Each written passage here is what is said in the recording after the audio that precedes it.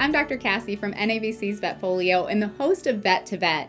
Today we're jumping into some really interesting dermatological case studies with Dr. Christine McKinney.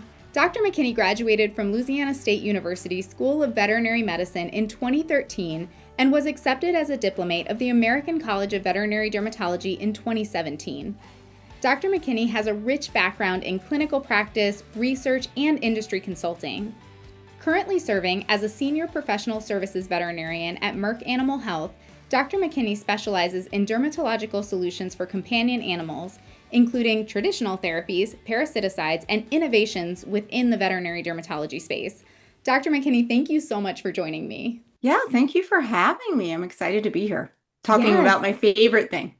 Yes, dermatology. And we've spoken a little bit before on the podcast, and I felt like talking to you, you have such great insights. So I'm really kind of interested to dive into some of this nitty-gritty a little bit.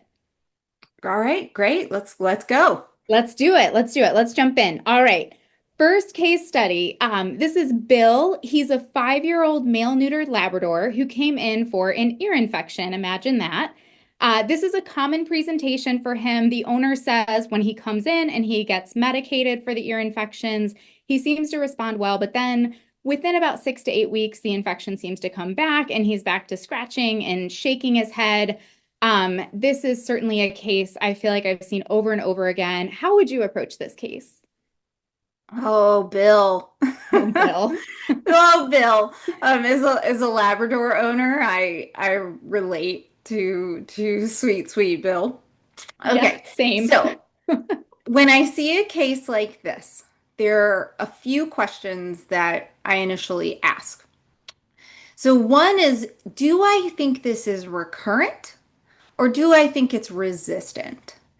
And the way you know is that you're doing cytology at Bill's recheck, right? So ideally we're treating Bill for his otitis, and then we're having him come back at the end of that treatment course, right? So whether it's 7 days, whether it's 2 weeks, if we're using one of these, in clinic application products, it's probably going to be closer to that 4 week mark.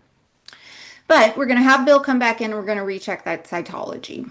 And the reason we do that is to make sure that our treatment was successful and his ear is clear.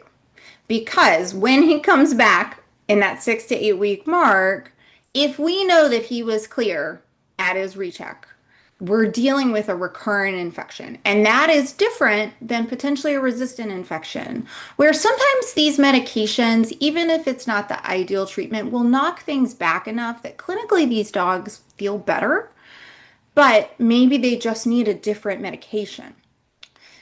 So, assuming, based on Bill's history, that we have done the cytology, he's clear, we're really convinced that this is a recurrence, I then ask myself a couple more questions. One, does Bill have any other comorbidities, right? Do we think Bill is an allergic dog? It sounds like shaking, right? Potentially if he's licking his feet, something like that, might indicate that he is like pruritic elsewhere. Sometimes Sure. we don't get that lucky, right? Sometimes it's just the ears. So that's what I would kind of be looking at. And then I'd also be looking at his signalment, right? Like he's a 5-year-old Labrador. He's kind of reading the textbook. But if we had, say, like an 8-year-old golden retriever that maybe had some like alopecia and a dull coat, right? That dog, I'm gonna start thinking maybe something like an endocrinopathy, like hypothyroidism. If it was a puppy, right, I might be leaning towards like, are we dealing with even like a parasitic problem? So for Bill, when we have these recurrent infections, the vast majority of the time, these are allergic dogs. And I think it can be kind of not intuitive, right? That these guys are allergic because especially when you have these breeds that swim, when you have breeds that have like conformational issues, like these little French bulldogs with these little tiny ear canals, if you're a Shar Pei, kind of good luck. Good luck to you. But when we have these dogs, like these Labradors, a lot of times these guys like to swim, right? They might have something like that. But what's really like keying me in that Bill's an allergic dog is this pattern. he has a really strong pattern, and that is so helpful to us because one, it does point us in that allergy direction. But it also is going to give us a metric for how we're measuring success of treatment. Because if Bill is an allergic guy, what that's telling me is if he's continuing to get otitis, his underlying allergy either isn't diagnosed or it's not controlled. Right? A lot of times I see dogs that come in and they're known allergic dogs, right? And they're on their medication and their body is well controlled, but they continue to get this recurrent otitis, right? These are atopic dogs, otherwise okay. But what that says to me is that the inflammation in their ear canals isn't well controlled. And so I always kind of talk about like the way I like to phrase it is the ears are the last frontier. I feel like the ears are the toughest part to control when you're dealing with allergic dogs. So sometimes, right, if you have that dog, he's atopic, sometimes it's as simple as using a topical steroid 3 days a week. Daily, if they're actively, if they're kind of actively itchy, right, it's their season and their ears are kind of bothering them and they're not infected, a topical steroid will do wonders. So, something like hydrocortisone, fluocinolone, mometasone, there's a lot of great products out there. And so it's really just kind of preference. Fluocinolone is a little more potent than like 1% hydrocortisone. So there could be, a potency question if you think they need a little more help. Sometimes that is all you need to do, right? You get them clear of the infection and you transition them to a maintenance topical steroid during their allergy season or all the time. The other thing that I would be thinking about is if Bill does not have known allergic disease, we're probably looking at a diet trial, or Bill has occult otitis media. That, tends to be a little less likely given that pattern. I feel like my otitis media cases will recur faster than that 6 to 8 weeks, but otitis media is real sneaky. And so we certainly can diagnose it quickly with imaging, but I think there's a lot of owners who probably would say, "Can we just change the diet for 2 months, right, before we jump to CT?" But don't forget about it. It just sometimes, right, the eardrum looks normal. All you get as your clinical signs is a recurrent otitis. But Bill, in the absence of signs of otitis media, in the absence of known atopic diagnosis, Bill's looking at a diet trial. That sounds like it very closely follows the cases that I tend to see in practice, that when we have those ears that just won't quit despite feeling like everything else is controlled, kind of landing on this diet trial. And I have to say, I feel like I've had a lot of success in that arena when we go down the road of diet trials. I do want to ask, and I know you said it's relatively rare, so I don't want to go too far down this road, but about the occult otitis media, I'll be honest, that was not a differential that was on my list because I went, well, if it's otitis media, the ear will look abnormal. I won't be able to see well through the eardrum and everything like that. But you're saying our otoscopic exam can look totally normal, and perhaps there is a deeper infection that's continuing to reseed this ear canal. Is that something like, does that need CT for diagnosis? Can you see that on X-ray? So you can get, and I will say this presentation is far less common. Sure. To your point, these dogs usually have like purulent discharge. There's usually perforation in the eardrum or bulging, something like that. But sometimes we need imaging. And the reason is that when we look at the eardrum, so the eardrum sits pretty high in the whole kind of middle ear structure. And there's this huge dependent part of the bulla below the level of the eardrum. And you just can't always see that kind of line of fluid. So X-rays, like just a bulla series radiograph, can be helpful. So it's not going to give you the detail of, say, like the lining of the bulla as a CT would, but they can certainly be helpful to say, like, yeah, there's something there, right? There is opacity within that bulla. Sometimes we just, in the absence of the ability to do imaging or availability of imaging, we just go in and myrgotomize these dogs. It's not ideal, right? But making a small incision and flushing some saline in there, you're probably not going to do any damage. So sometimes we just have to do that as a diagnostic, but you can get at least some idea if there's opacity in that bulla just with a bulla series radiograph. Do you want to jump into the next one? Sure, let's go. Let's do it. Let's do it. All right, next one is Annie. Annie is a 4-year-old female spayed pit bull who presented for severe pododermatitis. Oh, hate that. I feel like we see that in these guys. She has a history of mild intermittent pruritus and occasional pyoderma. The owner brought her in because she's now been licking at her feet for the last few weeks, and now they're severely erythematous with interdigital swelling. This poor pup, I can picture this dog and I feel like I can smell the feet. What's your approach on this case? Oh, Annie, she's reading the textbook too, isn't she? Yes. Yeah, so these guys, when we're talking about pododermatitis, a lot of times what we're really talking about is furunculosis and deep hyderma. So, before I kind of dive into that, because that's a conversation about antibiotic use and diagnostics, what I don't want to forget about Annie is Demodex can show up as pododermatitis. And I have seen this in a handful of cases where, these are allergic dogs. And they've dealt with pododermatitis before. And so then they pop with dermatocosis. And so sometimes, right, we get tunnel vision like naturally, right? We know this dog has a disease and it's flaring and that makes total sense. But I would say for any of these dogs with pododermatitis, let's just scrape them. Honestly, usually the feet are so inflamed that a deep skin scrape is pretty easy to get done. Just touch them with So, the blade and it starts to ooze and you have your and it just sample. oozes. You do one or two passes, right? Yep. And you're there. So before I, start talking the spiel, let's not forget about dermatocosis. So when we have these pododermatitis dogs, which it certainly sounds like Annie is an allergic dog or is an atopic dog. Let's, for argument's sake, she's going to have atopic dermatitis.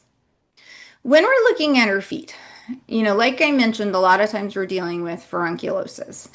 And furunculosis is really an explosion of the hair follicle into the deep tissue. It is not helpful that they walk on their feet and that they lick and further push hairs deep into the follicle. I've joked about having laser hair removal done on some of these really severely affected, like bull mastiffs and things. So a lot of times what we're dealing with is this rupture of the hair follicle in the deep tissue, and that in and of itself causes this really robust inflammatory response. So the hair acts like a foreign body. And so the body's going to try to remove that. On top of that, they're usually infected, right? So now we're also dealing with deep pyoderma, and we've got, right, like two reasons for the immune system to get real ramped up. And so, treatment principles for me, we've got to deal with the infection and we have got to stop the inflammatory response. And I think it is very natural to be nervous about what medications, right, are we going to use when we have a deep or a serious infection. Like we're potentially talking about immunomodulating these dogs, using a high anti-inflammatory dose of things, and totally natural to be nervous about that. However, I have found that unless we do that, these dogs just they can improve and they can resolve. It's just slower. And then when they're painful, right, they're really pruritic. Some anti-inflammatory goes a long way. And in my hands, now I'm a dermatologist, right? We love some steroids. But in my hands, it's usually prednisone. Like it's a mg per kg of prednisone, usually for 7 to 10 days. Be generous. Sometimes it's longer, and then I taper. An anti-inflammatory dose of steroids in most dogs is not going to impair the ability of them to heal that infection if we have the right antibiotic choice. And so that kind of leads into this discussion of are we using systemic antibiotics on these guys? And I would say Annie absolutely meets the criteria. Sure. Uh, yeah, she's got deep infection, and our topicals just can't penetrate that deep. And so she is absolutely a gal that deserves systemic antibiotics. Duration, the duration recommendation is evolving. There Right. is a new paper out from the working group ISCAID that makes recommendations about how long to treat infections for. And we used to say 6 to 8 weeks and then 2 weeks past clinical resolution. Now we're edging more towards 4 and then 2 weeks past clinical resolution. We want to minimize the risk that these dogs are going to get a resistant infection. It would absolutely be totally reasonable, totally indicated to culture her at And that I'm stage. glad you brought that up because that's what I was kind of wondering since we are potentially talking about prolonged courses of antibiotics. Ideally these are guided by culture and sensitivity, but if this is such a deep pyoderma, will our kind of surface cultures catch what we're looking for there? Or are we talking like are we having to culture a tissue biopsy or something like that? Culturing feet is so tough, That makes right? me feel better.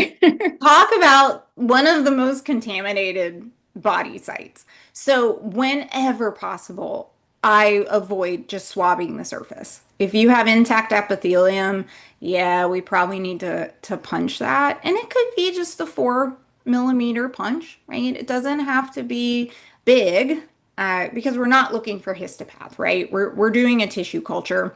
I would clean the surface. That's the time we want to clean the surface. Because obviously, she's walking around, we're going to culture whatever's in her mouth and whatever is on the ground. So we're going to get a lot of contaminants there. So prep the surface and then punch it, send that deep tissue off. That is the absolute best way to do it. Now, a lot of these dogs have draining tracts. And so if you have one, or if it's super exudative, right? Sometimes they're just oozing stuff out. It sounds a little mean, but you can kind of put a little squeeze on it and express some of that fluid. That's usually a sufficient culture sample. If you have draining tracts, I will just put the culturette right in the draining tract. And usually that gets me a really clean culture. Again, because we're avoiding that surface, right? They've already got a hole in their foot. Let's use that to our benefit. I think our next case is a French bulldog. So it looks like also dealing with some issues with his feet, but he's a French bulldog. So we have other presentations as well. Do you want to hear about that one? Yes, please. Wonderful. Amos, I love that name, is a 1-year-old male neutered French bulldog presenting for moderate generalized pruritus and mild to moderate erythema of all 4 feet. The owner reports he's been consistently itchy for his whole life. So I think that's the more generalized presentation. And he's also been treated for 2 ear infections, and he's only a year old. Um, I have a lot of thoughts about Amos. What are your thoughts about Amos? Uh, to cut to the chase, Amos is an allergic dog until proven otherwise. And for me, a food allergic dog until proven otherwise. Uh, and the reason I say that is his signalment. For one, he is a French bulldog, right? There are poster children these days. They're the modern poster children for allergic dermatitis. But he was really young when all of this started. And for me, unless you have seasonal disease, and definitely if you're younger than a year of age, we're talking about a food trial. And he very well could have both, right? So Amos again, you're food allergic until you prove me wrong. Sure. Thinking of the allergy presentation, which of course, he's a Frenchie, so absolutely could be atopic on top of this. Um, but from my understanding of environmental allergies, atopic dermatitis, probably presenting a little when they're a little bit older, since we are talking about a progressive condition that will continue throughout their life. I don't, are you saying, and if you are, this is mirroring what I also see, that we're not usually seeing that immediately present as a puppy? It is less common. Sure. Now, I will say I absolutely have seen dogs sensitize, become atopic prior to a year of age. Usually, this is totally anecdotal, but in my experience, they're usually brachycephalics. I was going to say, are they usually French bulldog? I very Some form memorably thereof. had a Boston Terrier, and I will forever remember that case because the owner was just beside themselves because they had this dog that they had been dealing with, the whole first year of its life. Then he was also atopic on top of that. Oh, Yes, you are absolutely correct. Atopic dermatitis typically presents between 1 and 4 or 5 years of age. That's pretty typical. And it makes sense if you think about it. It's a little tougher in areas like Florida, like the southern part of the United States that don't have distinct seasons. But it makes sense because these dogs, the first year of life are exposed to allergens. You have to have exposure in order to develop an allergy. And this is a big thing about food allergy that we can come back to. But you have to have exposure. And so that first year of life, they're exposed, they sensitized. The next time they're exposed is when they have their reaction. And so that makes sense that it would happen in that first, second, third, fourth year of life. sure. So they're not becoming, and not that I've seen this presentation, like hematologically exposed in utero if we're, breeding an allergic dog or something like that. This is generally, after when they're puppies, that's when they're having that initial exposure and becoming sensitized. Is that right? Correct. And Okay. that is because most atopic disease, it's percutaneous Okay, that makes sense. absorption of allergens. We used to talk about it as inhalant allergies, but we know now these guys will typically have respiratory symptoms, right? So Sure. the vast majority of dogs with atopic dermatitis, it is percutaneous absorption, right? It's physical absorption of the allergens through their skin. Now, to your point about breeding allergic dogs, allergies are heritable. Allergies are a genetic problem. And I will shout this from the rooftops, right? Because it's important when we're working up these dogs, when they have one type of allergy, they are more likely to get another. And that's because their genes are set up to do that, right? Their genetics are such that they're predisposed to sensitize to things. And that applies to food allergies, that applies to atopic dermatitis, that applies to flea allergies too, right? So dogs that have atopic dermatitis more likely to develop flea allergies, which is again one of the reasons we're always screaming about year-round flea control. But yeah, these dogs are genetically predisposed to become allergic dogs. Now, that's not to say that every puppy born to an allergic dog will develop allergies. There's a lot of like epigenetic stuff, a lot of things that happen after birth that we can't control, that we don't even really fully understand. But yeah, these guys, They can they're pass just this set on. Sure, sure. up And for I like that you failure. brought up the flea allergy there because that was another question I wanted to ask you about Amos. With him being so young, how should we think about parasitic causes for his symptoms? I know one of his was ear infections, which I don't normally think of in terms of dermatocosis or scabies or flea allergy and things like that. But how should we think about parasites in such a young puppy that's having these signs?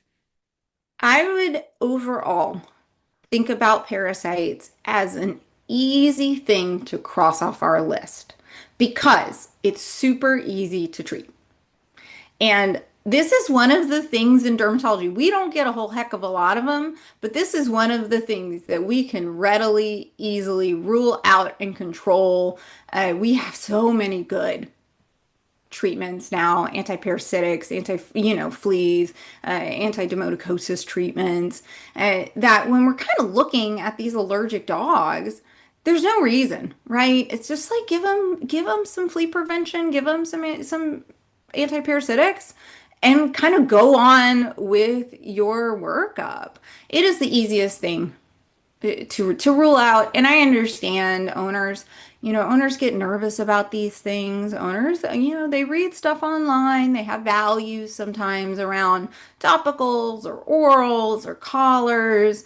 But typically, there is something that we can find that will suit that pet. So, you know, antiparasitics, so many of them, right, are isoxazolines. It is extra label, but they, are great for, things like Demodex. Now, I would not think scabies in a dog with otitis. I would think scabies in a dog with pinal lesions, like pinal disease, for Right, because sure. they get the pedal pinnal hmm reflex when you're And they scratching get their the ears. crusty ear tips. Yep. Yes. But they can, demodicosis can cause otitis. It's awesome when you catch it because you can find them on cytology and you're always like, whoa, right? Like I was not ready. You're going to high power and then you kind of see this like monster in your face.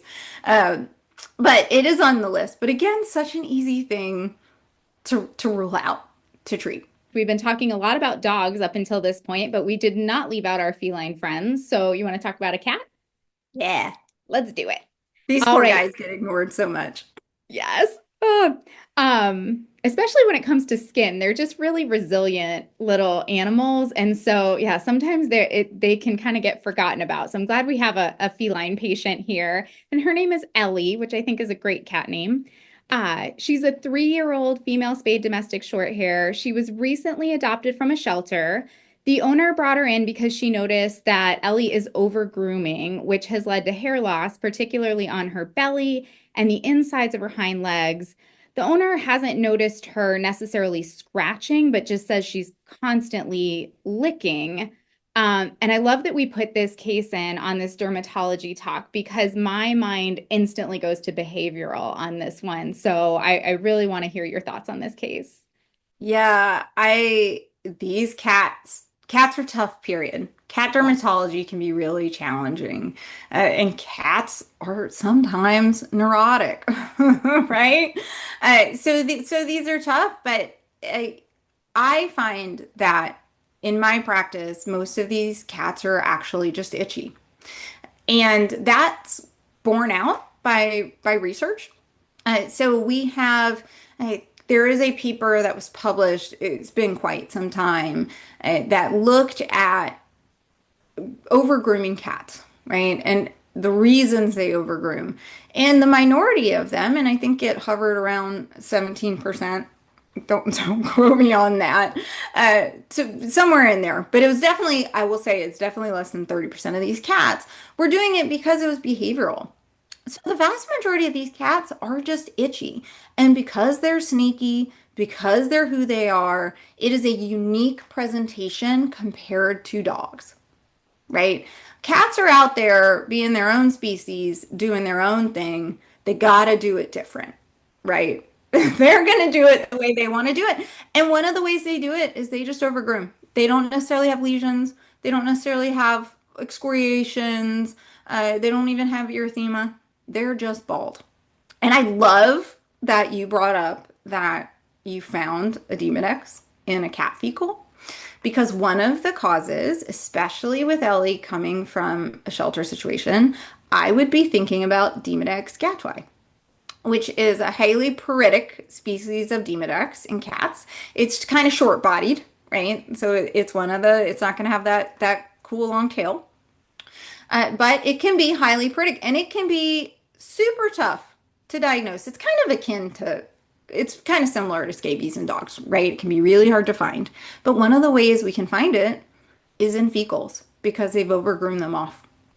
So I would do a superficial skin scrape, really broad, get the whole area, really broad strokes, and then I would submit a fecal on LE. If that's all negative, right, I would treat her for being an allergic cat before I reached for behavioral modification. Now it's never wrong to put Feel away in the house, right? Like let's zen her out a little bit. But yeah, before I reached for behavioral modification meds, I would just treat her as an itchy cat, and sometimes that's as easy as saying, "Hey, let's just do a little steroid trial, right? Let's give her With let's give a, her 3 or 4 weeks." would you do a steroid trial if you were concerned about Demodex or scabies with her? It's because it's not a follicular species, it's a surface species. These dogs that get follicular dermatosis, and even cats that'll get follicular dermatosis, there's usually some kind of T cell right abnormality or immunosuppressive kind of condition, right? You're cushingoid, you're on chemotherapy, or you're just young and have an immature immune system. I, in a cat with surface scabies, or surface Demodex, I would be much less concerned. So, you do the best to rule it out. Again, you can give them isoxazoline. That's probably Demodex gatzwai is extremely hard to study. There was kind of a little survey that went around on our international derm listserv a couple years back, and most people were having success with isoxazoline. So again, a wonderful tool to say we're gonna do this. And if the owners are reluctant or you're reluctant to give it steroids, treat it with an isoxazoline, see what happens over 3 or 4 weeks, right? And then if you want to say, are you itchy or are you stressed? Give them some steroids. You can Yes, use and that as a cats eat pretty steroids reliable for tool. breakfast. So they will, I feel like they will tolerate those steroids just fine. They usually do, right? We all have that one case. I get Sure. it. We all have that one guy, but cats are, again, they're out there just doing what they want to do, and usually that is tolerating steroids really awesome. Absolutely, absolutely. So I took away a couple of really important points there. One, doing a superficial skin scrape for Demodex gatoi rather than a deep skin scrape, because my mind goes to Demodex deep skin scrape, scabies superficial, which I actually never realized that those letters lined up, but that's kind of convenient. But for gatoi, doing a superficial skin scrape and yeah, the cat I'm thinking of where we found it on a fecal, which yeah, interesting how that all pieced together. Um, it was a pretty severe case. It was very obvious that this was an itchy cat, not a behavioral case. So I just assumed that was a very infested cat, that it was even, coming out and being found on the fecal. But that's interesting to hear that that is a good diagnostic test if it's something that we're concerned about. There are such correlations between Demodex gatui and canine scabies.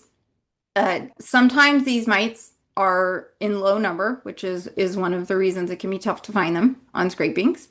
Sometimes what we think probably happens is these cats have a hypersensitivity to the mite, which is what we think happened, right? Which is these scabies dogs. A lot of dogs get exposed to scabies and have no problem.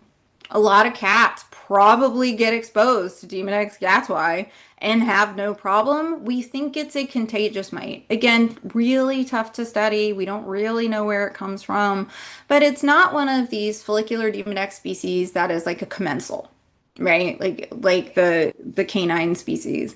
And so there's probably like an environmental exposure, contagion of some kind. And so it really kind of acts like canine scabies. And so there may be a hypersensitivity to the mite because sometimes it is in low numbers. Sometimes it's not, and that's great. Sure, sure. Like No, that's interesting though, because I mean, I think I'm so glad we added a cat case study here because it drives home a point that I think can't be repeated enough, that they are their own species. They have their own presentations, their own parasites, and it's not always going to mirror dogs, which, if you're someone who has a lot of focus on dogs, it can be easy to miss the subtleties that can really make a big difference when we're working up these feline cases. Yeah, I mean, how weird is it, right? Yeah. That they get focal eosinophilic granulomas as part of this systemic disease, but they don't scratch Yeah. or have evidence of barbering anywhere else. Right? Right. How weird is it that the same disease can cause miliary dermatitis or head and neck focused itch or granulomas or just over grooming? Like, Right. we don't have a lot of diseases in veterinary medicine that will present in these crazy, very like disparate ways. Unless they're in cats. Unless it's a cat, right? Cats, it's like all bets are off. Right. Right. Like who Every, knows what it is? And will it everything get you better? think you do. Probably. Yeah, cat, like, listen, if you struggle with cat dermatology, you are not alone in that. Thank you so much for joining me for this talk. I learned a lot, and yeah, hopefully everybody else does too. This has been great. Oh, I'm so glad. Yeah, it's always lovely to talk to you. It's always wonderful. I'll take any chance, right, to talk about my favorite topic. And thank you to Merck Animal Health for partnering with us for this edition of Vet2Vet. Check out VetFolio.com for more of our V2V discussions on various topics in veterinary medicine. And remember, if one animal is better off because of you today, it's a great day.